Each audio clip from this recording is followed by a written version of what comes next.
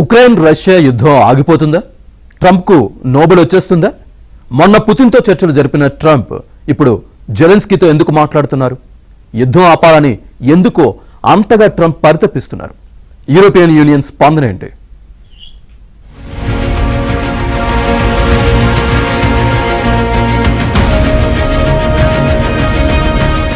Putin తర్వాత America అధ్యక్షుడు Donald Trump జెలెన్స్కీతో Ukraine శాంతి చర్చలు జరపబోతున్నారు. అయితే దానికంటే కొన్ని గంటల ముందు ఆయన కీలక ప్రకటన చేశారు. జెలెన్స్కీ కాస్త తగ్గి కాంప్రమైజ్ కావాలన్న రీతిలోనే సోషల్ మీడియాలో పోస్ట్ చేశారు డొనాల్డ్ ట్రంప్. ఉక్రెయిన్ నాటోలో చేరటం లేదని చెప్పారు. 2014 నుంచి రష్యా ఆధీనంలోని క్రిమియాను తిరిగి ఉక్రెయిన్కు రాదన్నారు ట్రంప్. జెలెన్స్కీ కోరుకుంటే రష్యాతో జరుగుతున్న యుద్ధాన్ని వెంటనే ముగించవచ్చని అభిప్రాయపడ్డారు. యుద్ధాన్ని కొనసాగించాలా, శాంతి మార్గం అనుసరించాలా అనేది జెలెన్స్కీ పైనే ఆధారపడి ఉందన్నారు. పుష్కరం క్రితం ఒబామా హయాంలో క్రిమియాను బుల్లెట్ కూడా పేల్చకుండా రష్యాకు అప్పగించారని, ఉక్రెయిన్ కూడా నాటోలో చేరలేదని ట్రంప్ గుర్తు చేశారు. కొన్ని విషయాలు ఎప్పటికీ మారవబోమని అభిప్రాయపడ్డారు. ఉక్రెయిన్ భద్రతకు పుతిన్ అంగీకరించారని అమెరికా తెలిపింది. ఉక్రెయిన్కు నాటో సభ్యత్వం ఇవ్వటానికి రష్యా అంగీకరించబోదని ట్రంప్తో సమావేశంలో పుతిన్ స్పష్టం చేశారు. ఫ్రెంచ్ అధ్యక్షుడు మాక్రాన్, జర్మన్ ఛాన్సలర్ మెడ్జ్, బ్రిటిష్ ప్రధాని స్టార్మర్, EU చీఫ్ ఉర్సులా సహా 6 దేశాల నాయకులు ఉక్రెయిన్ యుద్ధంపై చర్చించనున్నారు.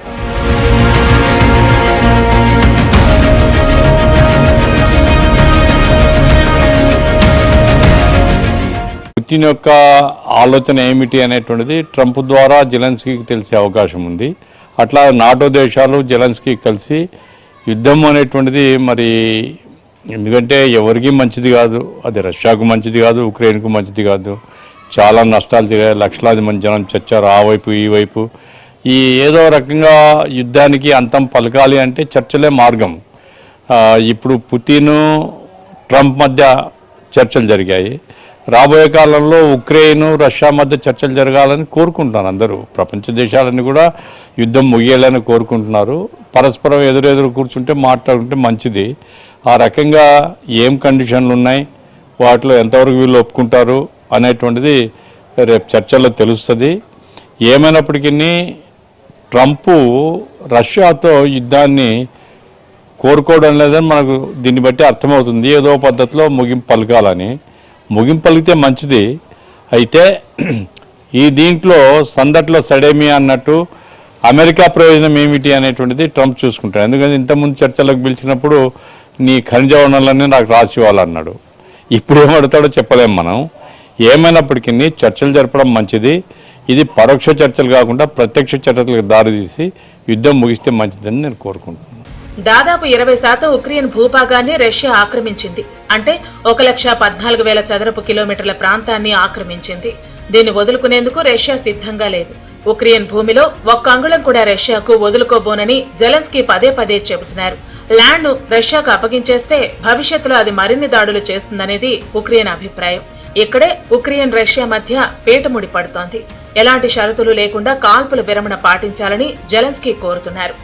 గతంలో ఇలాంటి ప్రతిపాదనలే వచ్చినప్పుడు 1 అంగుళం భూమిని కూడా మేము వదులుకునేది లేదు అని చెప్పేసి జెలెన్స్కీ ప్రతిజ్ఞ చేసినటువంటిది మనకు తెలిసిందే.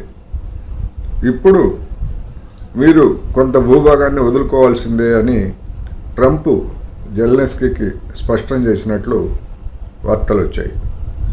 అదే కనుక నిజమయ్యేట్లయితే ఐరోపా సమాజం ఏ విధంగా స్పందిస్తుంది అనేది చూడాల్సి ఉంది. అంతిమ నిర్ణయం జెలెన్స్కీదే అని చెప్పడం ద్వారా ట్రంప్ ఒత్తిడికి ఐరోపా నాయకులు కూడా ఏమన్నా లొంగుతున్నారా అన్న అనుమానాలు తలెత్తాయి ఈరోజు వచ్చినటువంటి వార్తలను బట్టి.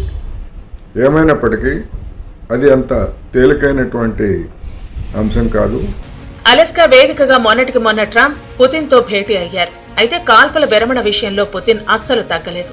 భూభాగాల మార్పిడిపైనే ప్రధానంగా చర్చలు జరిగాయి. క్రిమియాపై సర్వాధికారాలు రష్యావేనన్నారు పుతిన్. అలస్కా సమావేశం తర్వాత ట్రంప్ జెలెన్స్కీతో పాటు యూరోపియన్ నేతలతోనూ ఫోన్లో మాట్లాడారు. చర్చల్లో పురోగతి కనిపించిందని చెప్పుకున్నారు. కానీ అక్కడ ఏమీ జరగలేదని సమాచారం. Just to put it very quickly, I'm going to start making a few phone calls and tell them what happened. But we had an extremely productive meeting and many points were agreed to.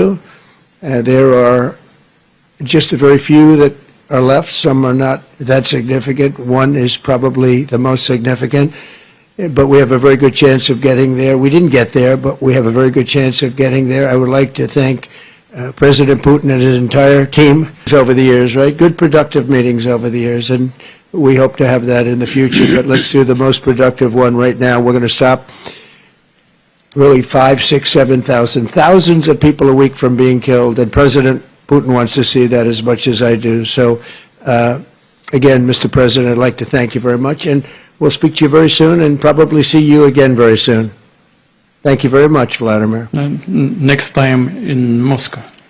Oh, that's an interesting one. I don't know. I'll get a little heat on that one, but I could see it possibly happening. Thank you very much, Vladimir. And thank you all. Thank you. శాంతి చర్చల విషయంలో Putin Zelensky వెనక్కి తగ్గకపోవడంతో Trump తన సహజ స్వభావానికి భిన్నంగా కాస్త వెనక్కి తగ్గి మాట్లాడుతున్నారు. యూరోపియన్ యూనియన్ నాయకులంతా జెలెన్స్కీ వైపే మొక్కుతున్నారు. ఉక్రెయిన్ ప్రమేయం లేకుండా శాంతి ఒప్పందం సాధ్యం కాదని ట్రంప్ ఇప్పటికే చెప్పేశారు. సరిహద్దులను బలవంతంగా మార్చడం కుదరదని తేల్చి చెప్పారు. క్రిమియా, నాటో సభ్యత్వం గురించి ఉక్రెయిన్ మర్చిపోవాలంటున్నారు ట్రంప్.